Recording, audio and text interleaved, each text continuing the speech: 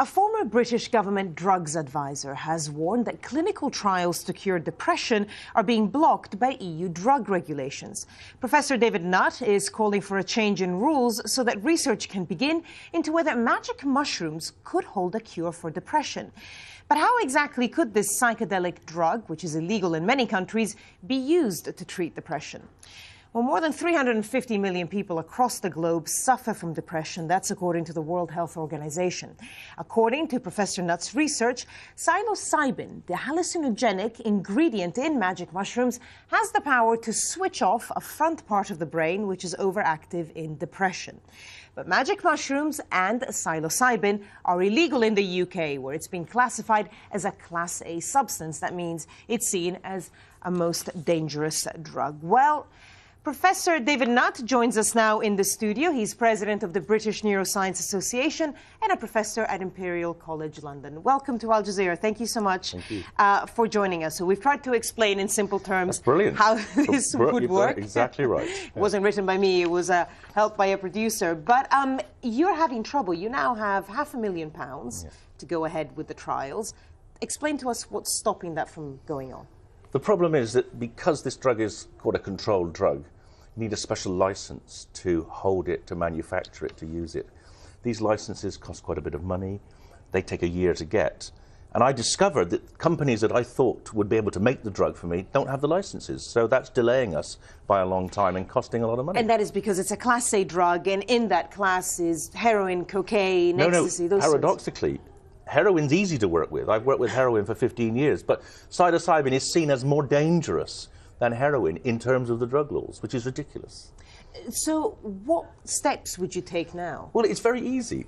Our government in the UK can simply say, we will move it from this class to the same class as heroin. That will make life completely straightforward for us. It could also be even more sensible and actually, and say, well, we will give people like me a license for free, and we won't wait a year to award these licenses. They could easily facilitate this by simple changes in regulations.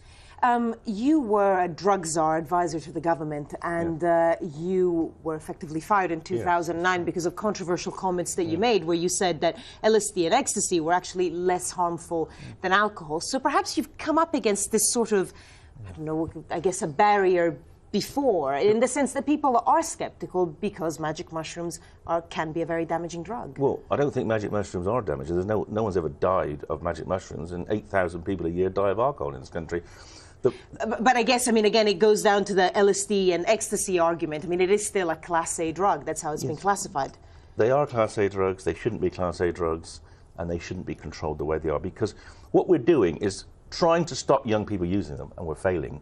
But we are stopping scientists researching them, and therefore we're stopping the possibility of new treatments emerging. I guess there's two different issues here. One is whether, drugs like LSD or ecstasy, whether classifying them as Class A is a deterrent or not, and the other one is the scientific research. Have you tried, or are you in the process of talking to the Home Office here in the UK, the EU as well, because it's regulations?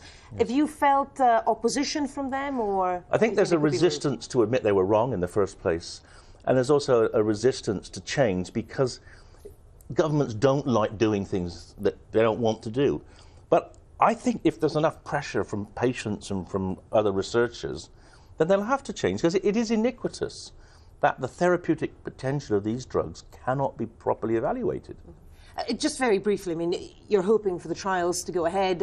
What impact could it have on the thousands, millions of people who suffer from depression? So about a quarter of people with depression don't get well. If this would help maybe just a quarter of those, it would have a huge impact throughout the world. Professor David Nutt, thank you so much for joining us.